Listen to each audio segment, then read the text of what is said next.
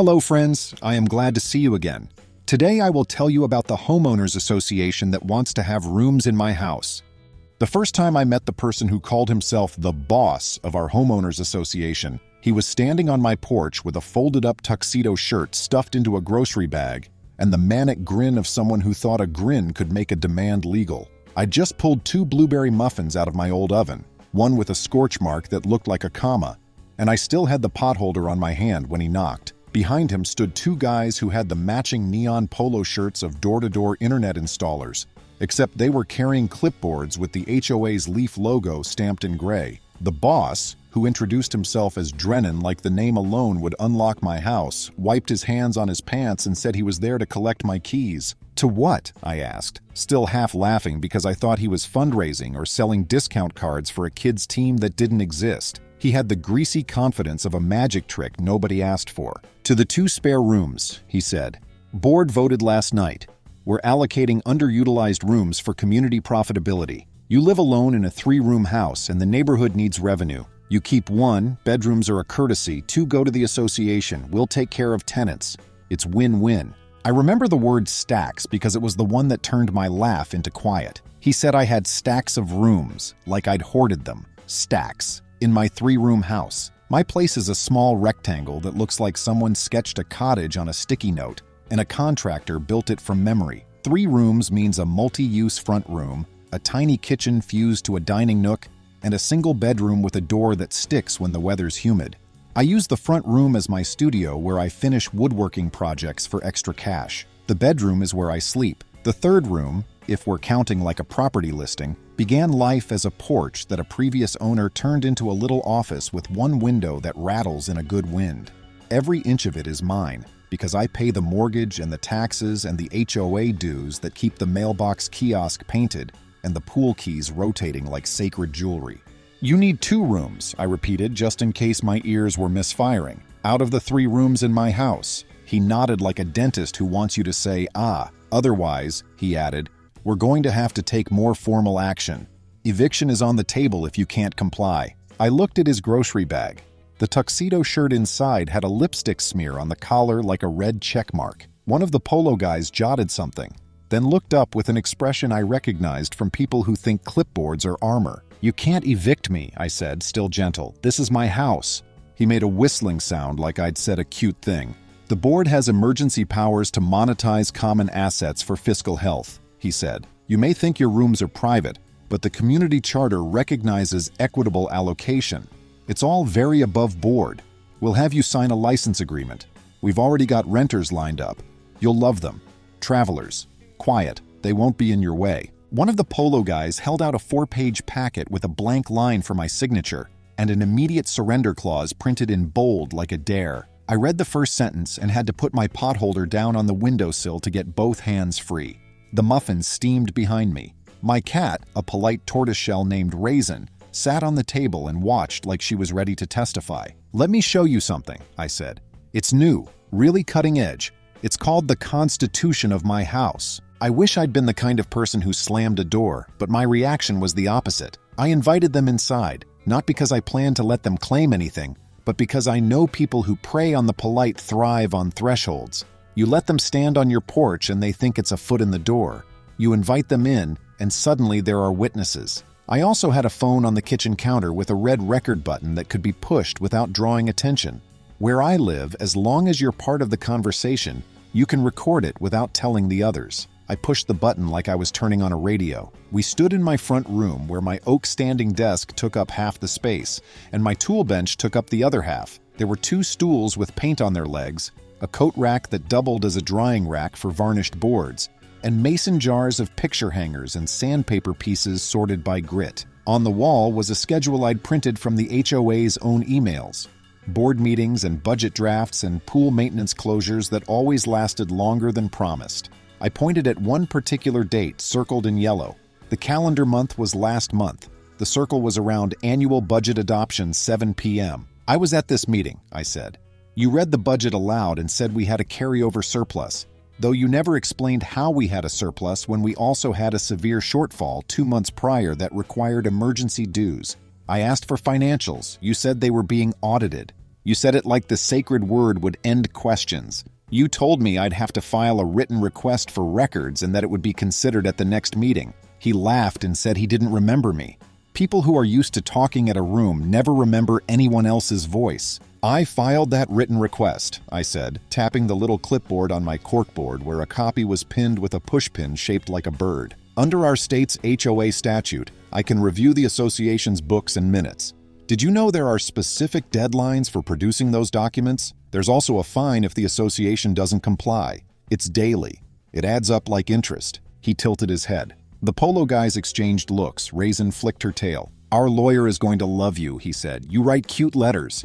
He explained with a smugness that made my neck warm that the board had voted last night to pilot a room share program to offset maintenance costs. He kept using words I was sure weren't where he was putting them, like equitable to describe taking from some and not others, and common to describe the interior of my home. The vote, he claimed, allowed the association to temporarily reallocate underutilized space for community revenue.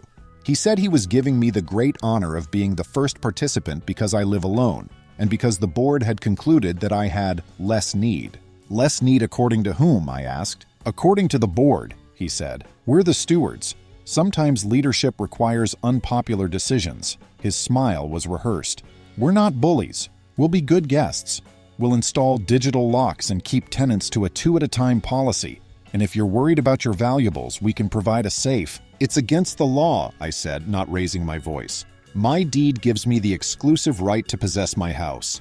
Your covenants are a contract. They can't rewrite property law. Also, if you try to put renters in my house, congratulations, you will be operating as a landlord. That will subject you to a collection of beautiful statutes, security deposit rules, habitability obligations, notice requirements, repairs, and since you'll be acting as a short-term rental business, there are licensing, tax remittance, and zoning issues you'll need to answer for. Do you have permits? Insurance? You're going to need to disclose you're forcing owners to share interior space to your insurance carrier, and they will either laugh or reprice you so hard your eyes water. Also, you'll need consent to access a dwelling, and coercion to obtain consent is, how do I put this, illegal. He could have played nice in that moment and said, let's revisit. He could have backed away and said he spoke poorly. Instead, he told me I was being uncooperative, and that uncooperative owners make him sad because they're the reason the association has to pull out the teeth. You say eviction like you own the word, I said, but you don't get to say it. A court says it, and not for this. You can lien for unpaid dues if someone doesn't pay. You can't take rooms. It's not a thing. He puffed up.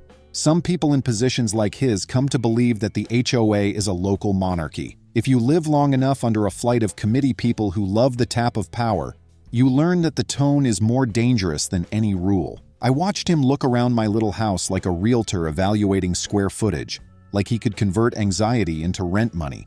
I told him to wait and walked into my office and came back with a manila folder. Inside was a fresh letter I drafted at 2 a.m. after the rumor about the room share plan started on the neighborhood message board.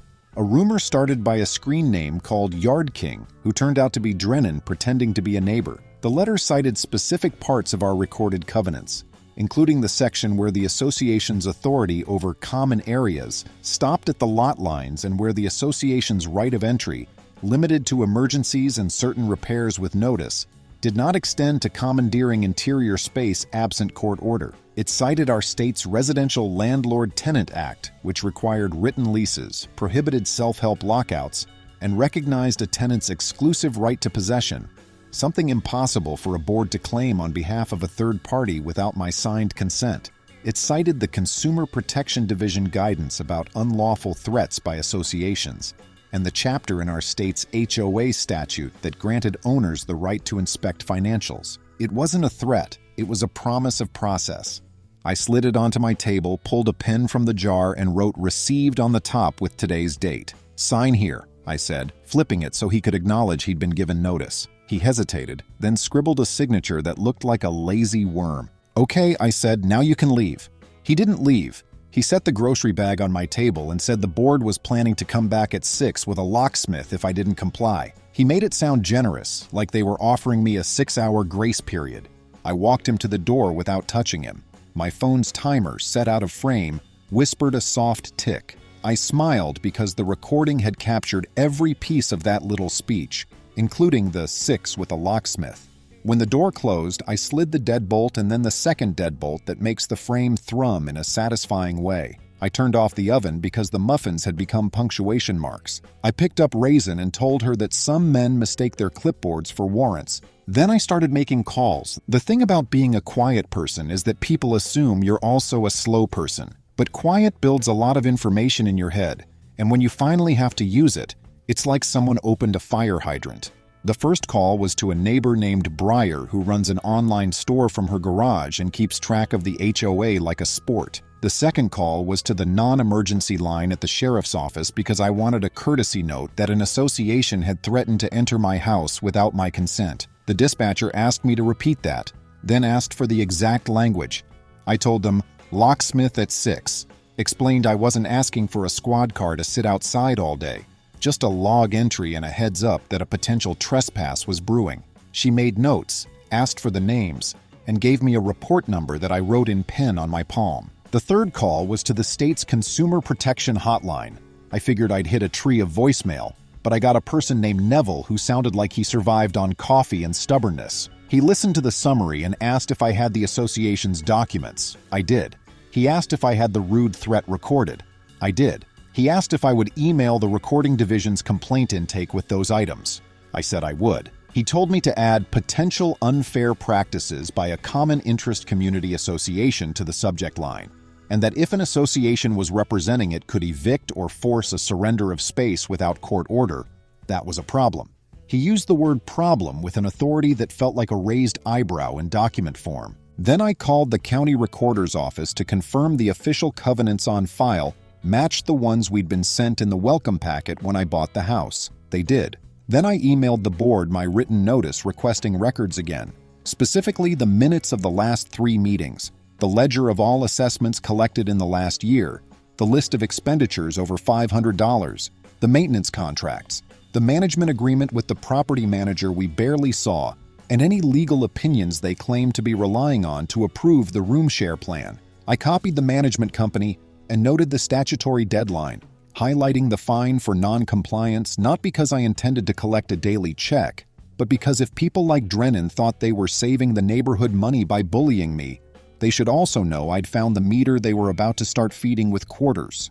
At noon, there was a rap on my door that sounded meek, like a person who had been sent to test the waters. I looked through the peephole and saw one of the polo guys from earlier without his clipboard. He had a little red mark over his eyebrow, like he'd recently learned that a cabinet door opens out instead of up. He held up his palms as if entering a dojo. "Off the record," he said when I cracked the door.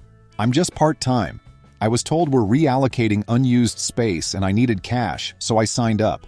I'm not trying to get in your business. I'm letting you know they're serious." "What's your name?" I asked. "Valor," he said, sheepish, like a name he'd been teased for. "Please don't make fun of it."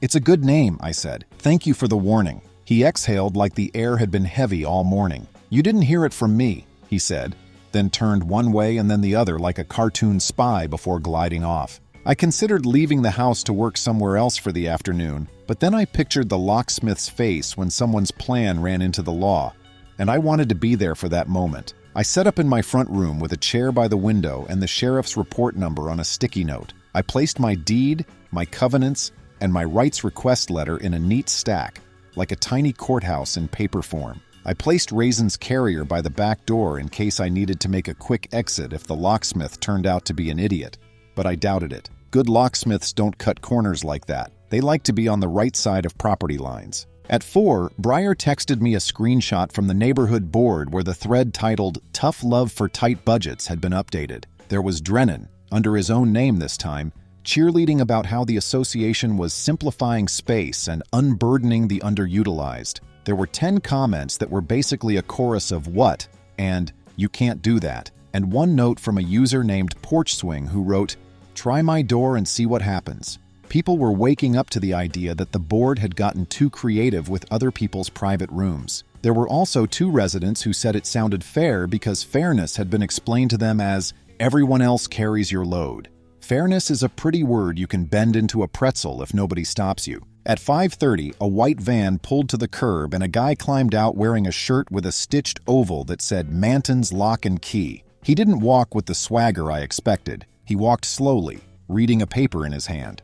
I opened the door before he knocked and he raised his eyebrows. "You the homeowner?" he asked.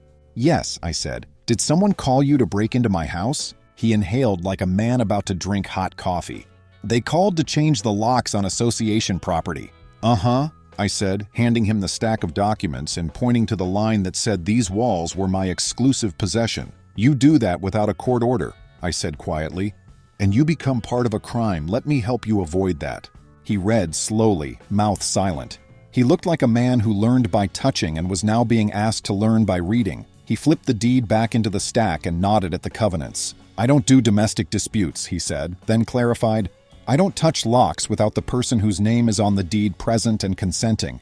And I don't do—" He lifted the paper. "This." "Thank you," I said, and wrote his business name on my notepad so I could slip him a thank you gift card later. Right on cue, a black SUV slipped up like a cough and out stepped Drennan with a half-buttoned shirt and a tablet. The grocery bag nowhere in sight. He saw the locksmith, smiled like a principal spotting a truant resuming class, and then his smile wilted when he realized the locksmith was reading instead of doing. "We don't need a seminar," he said. "We need a lock change." "You need a court order," the locksmith said. "You have one?" "That's not how this works," said Drennan. He aimed his face at me. "This is an association directive. We voted.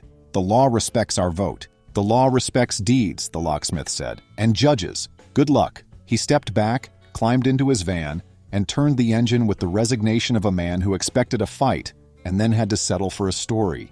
He pulled away like a low plane. The recording on my phone caught the next sentence like it had been waiting to be useful. "Last chance," said Drennan. "Hand over 2 sets of keys. We need 2 rooms. Otherwise, tomorrow we start a violation log and move toward eviction. We can fine you too, daily. Ever seen numbers like that? They're clarifying." He loved the word clarifying. He didn't love that the sheriff's deputy who turned the corner at that exact moment recognized me from the courthouse where I'd filed a fee waiver to view the HOA's recorded amendments last week. The deputy waved, I waved back. The deputy slowed, clocked the body language, and parked.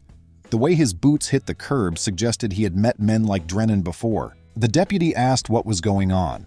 I explained in 2 sentences. He asked if anyone had tried to force entry. Not yet. He asked if anyone had threatened to.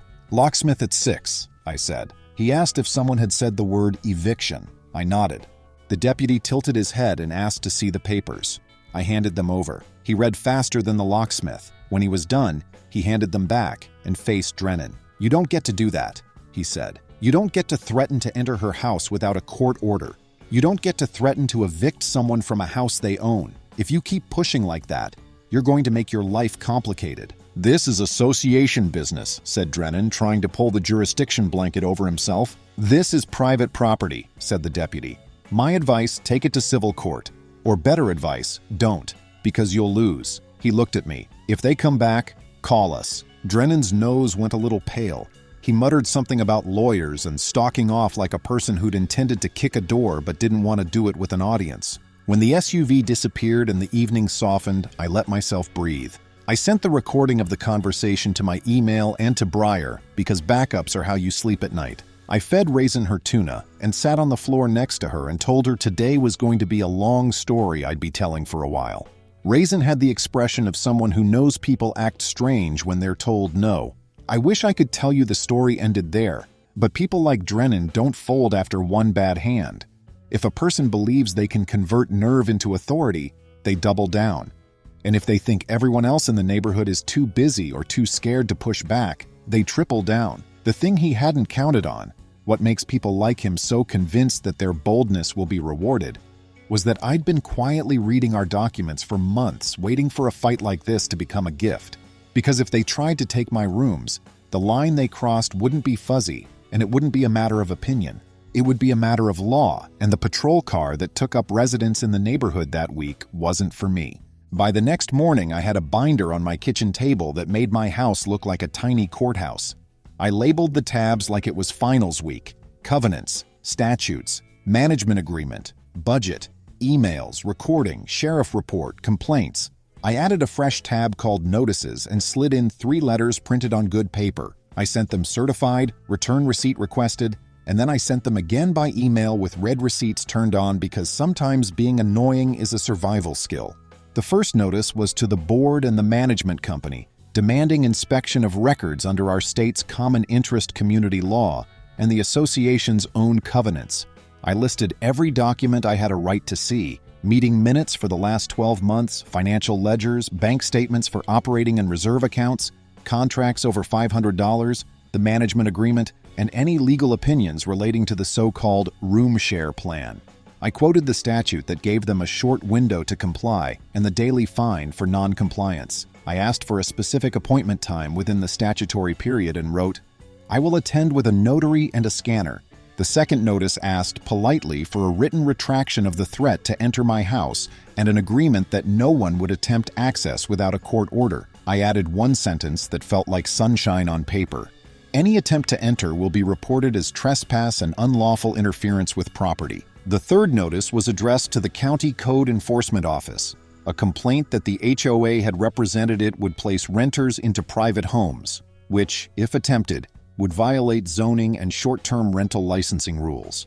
I attached the recording transcript. I highlighted the phrase, "We have tenants lined up," because the tone alone read like a grin. At 9 o'clock, my neighbor Breyer texted that she'd been awake half the night in her garage office, combing old public filings. She'd found amendments to our covenants recorded a few years ago. Nothing in them granted the HOA the magical power to requisition interior rooms. One amendment did say the association controlled the paint color on our fences and the type of mailbox numbers we could use. Another gave the board authority to adopt rules reasonably related to the common areas. It didn't give them jurisdiction over closets, kitchens, or the air above my bed. Breyer sent me PDFs with annotations like she was grading papers. "You're right," she wrote, "they're making it up." Around noon, a reply from the management company pinged in. It was the kind of letter that reads like someone took a nap in the middle. "We are in receipt of your demand," it said, and then tried to sell me a copy charge of $1 per page. It proposed a records review date outside the statutory window and attached a blurry photo of a calendar where the only appointment blocks were for budget visioning and pool chemicals. It didn't acknowledge the locksmith threat. It didn't retract anything. I wrote back and offered to bring my own scanner. I pointed out the deadline again. I was polite the way a person is polite while pointing at a speed limit sign. Mid-afternoon, my phone buzzed with a call from a number I didn't recognize.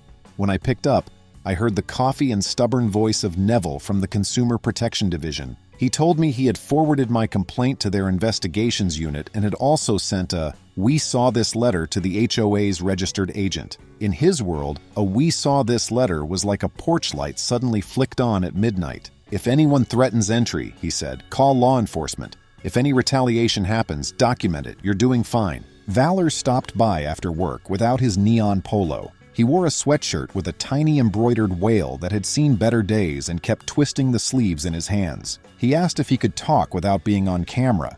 I told him I wouldn't record his words without his consent. He stared at the corner of my doormat like it contained a riddle, and then said he'd been invited to a strategy session the board was holding at the clubhouse that evening. He said they'd asked him to set up digital locks they'd purchased for pilot homes. He said they'd told him they didn't need homeowner consent because the board consented for the community. He said he didn't want to do it anymore. "Do you want to write that down?" I asked. He thought for a second, then shook his head no and said he'd be willing to say it aloud in a room if I could get him into one where he wouldn't be steamrolled by fancy words. He asked if he should quit before the meeting. I told him to do what made him feel safe. Then I told him what I tell everyone who gets pulled into someone else's bad plan. If you need a witness for something you're uncomfortable with, ask me.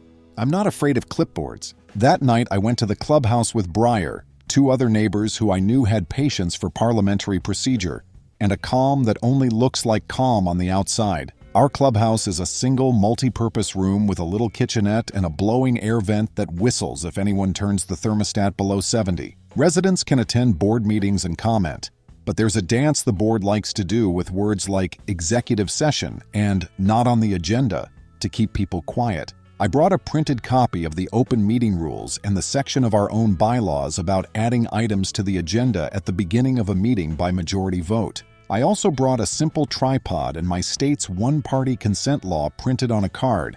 even though I didn't plan to hide anything. If you're going to record, do it openly. Paired with the deputy's business card, it said everything better than a speech. We arrived early and put our names on the sign-in sheet. 3 board members were there, plus the property manager, a tired man named Archer who always looked like he wanted to trade places with anyone in any other room. In came Drennan in khaki and an open collar, the tuxedo shirt replaced with a golf shirt that said "Tournament" in tiny letters on the sleeve. He did not look surprised to see me. He did look annoyed to see the tripod. He asked if we were trying to turn a simple meeting into a circus. I told him we were trying to turn a circus back into a simple meeting. I made my motion immediately. Add room share plan to the agenda. He tried to say, out of order. I pointed at the bylaws. Another owner seconded. It carried by a show of hands. I hit record on my phone, not hiding a thing. Owners packed the clubhouse and retold the locksmith at 6 threat and the plan to reallocate rooms. Yvette, a retired nurse, asked if the board meant to annex her pantry because she lived alone. Then came the points that mattered. You can't rent out someone's interior rooms, act as a landlord for private residences, or expect insurance to cover fantasies. A man asked the board to cite authority for allocating space. Drennan leaned on emergency powers. Breyer replied that emergency powers don't invent rights. The property manager rubbed his temple. The vice president, Kestrel, asked whether council had cleared this. Drennan said yes, but produced nothing. I asked if Valor could speak as the pilot installer. He said he'd been told to put in locks and check on tenants in pilot homes. Asked about owner consent, was told consent wasn't needed, and refused. Huxley, soft-spoken, never talks, asked whether our bylaws let owners call a special meeting to remove directors. The manager found the article. Yes, with a petition stating cause, delivery, a recall vote, and proxies. Okay, I said. Who wants to sign a petition? Breyer had a clipboard. We wrote a precise cause. Attempted to exceed authority by threatening entry into private homes and by purporting to allocate interior rooms, plus failure to produce records. Drennan tried to adjourn, gavel-tapped a plastic table, and labeled us hostile and frivolous. Then he said, locksmith at 6 again, on camera, as if normal. You could see people file the phrase in the drawer labeled reasons to be brave. We gathered 50 signatures, 38 were required. The manager stamped them, received. 2 mornings later, Consumer Protection sent the HOA a letter asking for the legal basis of the room share plan. 3 days after my records deadline passed with no production, I filed in small claims to enforce access and seek the statutory fine and costs. Meanwhile, recall flyers bloomed, proxies moved. The board emailed it was concerned about misinformation, attaching a lawyer's clarification that there was no present intention to allocate rooms. It sidestepped locksmith at 6. Then I opened my door to a bread box-sized package, a digital lock set tagged pilot kit. I bagged it, pulled camera footage, and emailed the board. Your property is at my house. Storage fees begin today. I cited the covenants on timely retrieval and set the daily charge at the same rate they fine for visible trash cans. They ignored it. I invoiced, then added a counterclaim. Now they were on both sides of the caption. Recall night was brisk. A deputy stood by, the same one who'd told Drennan he couldn't threaten my locks. We moved straight to the recall questions. Ballots were counted aloud. The recall succeeded.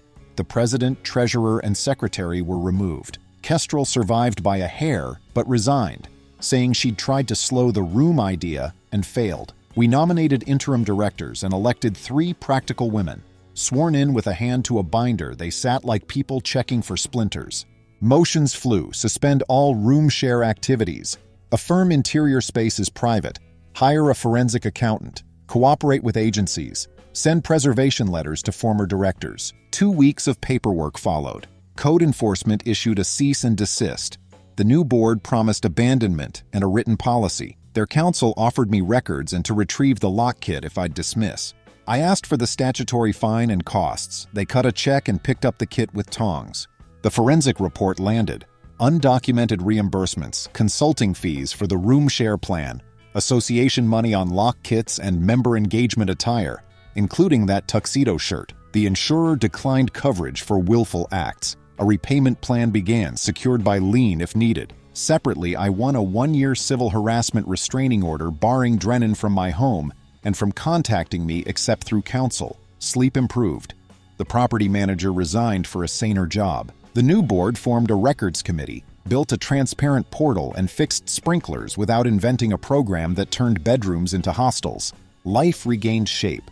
I finished a commemorative bench and carved "exclusive possession" beneath a slat. The former president tried to undo the restraining order. The judge denied it. Consequences stacked where they belonged. Retraction of the plan, a policy protecting interiors, agency warnings, repayment, slightly higher premiums, a records fine, and a community that rediscovered process. Valor stopped by with takeout and said his new locksmith employer adopted a rule: no residential lockwork without the owner of record. The mail kiosk got a motion light. I kept my binder, now with a thank yous tab and a note from Yvette.